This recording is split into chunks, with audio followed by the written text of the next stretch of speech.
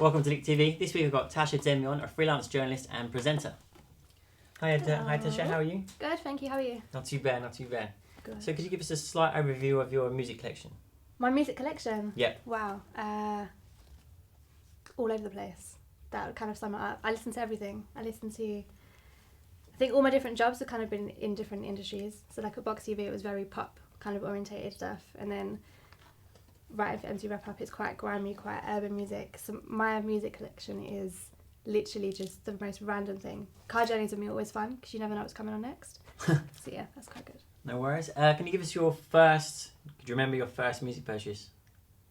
I don't remember my first music purchase, but I mean, I probably wouldn't be lying if I said it was something to do with Spice Girls. Like, I was their biggest fan and I had all of their albums. So it's probably something to do with that. Yeah, mine was PJ and Duncan. Oh, really? Yeah, on a cassette tape. No way. They're amazing though. And Indec have done very well. But yeah, so that's quite good. Okay, so how did you go from writing about music to your presenting and now your PR for IV Rox? How did that happen? So I started out blogging, and then one of my best friends at the time, we started like our own YouTube channel. Like everyone was doing it. It was called Spotlight TV, and we went around with the worst equipment you would ever see. It was super embarrassing to walk into all the interviews because the way we had to make all the equipment up, just because we were students, we had no money. But it went really well. So that was how I started presenting, and I was blogging on the side of that. And then I went for a position to work for the Mobos on their website to write for them. And they saw my stuff online and asked me to be their presenter. And so again, that was completely random. Like, I was at the interview to be working on the editorial section of the website. And they said, hey, do you fancy coming down next week? We've got our presenters dropped out. But I didn't know they didn't have a presenter. So they just tested me, basically. Oh, right, okay. And that was it. And so then I was their official presenter, and I got to do the Mobile Awards and the red carpet and backstage and all the acoustic sessions and interviews. And every week I was like, what? Why? What? I didn't really understand. But so that was quite a natural progression. And then PR isn't my thing really, but I've kind of worked that IV Rox project from the beginning.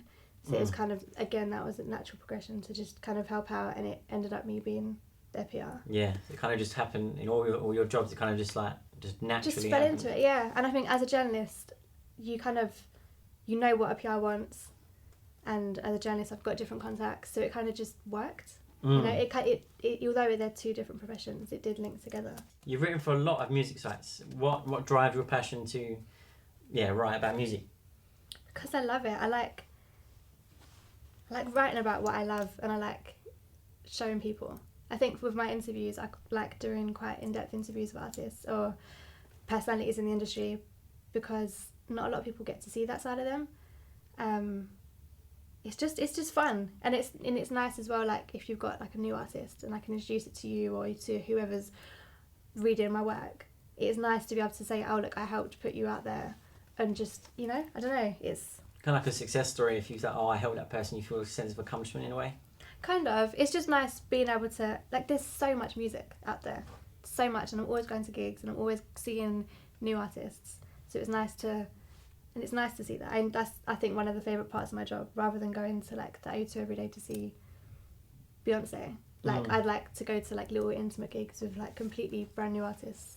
What do you think of the Bird Lions incident, where it just says it feels like the track?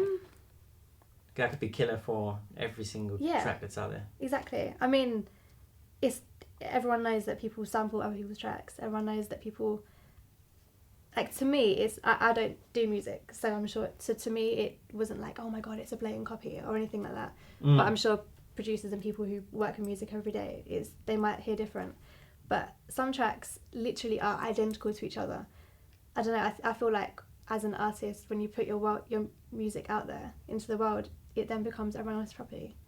Like, you can make your money off of it, but people do take bits of tracks and take bits of this, or someone might see this interview and say, oh, I like the way he did the backdrop.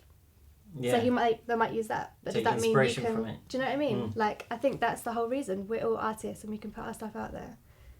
So you should kind of know that. But then how much can you take, and then? Exactly, that is a question. But I feel like with this one, the day that the lawsuit got announced that they owe all the money, everyone on Twitter was like, that's it, I'm going to sue for this song, that's it, I'm going to do this now. Yeah, someone else came out and said something similar. I've heard so many stories, so it's just like, well, then when is it going to stop? Does that mean everyone has to make completely original music? Or, you know, it's a bit of get to a point where there's no more original music. Exactly. So it's a bit of a, I'm glad I'm not a musician. I'm glad I can just listen to it. That's it. Yeah, I'm done. Thank you for coming on. Thank you for having me. No worries.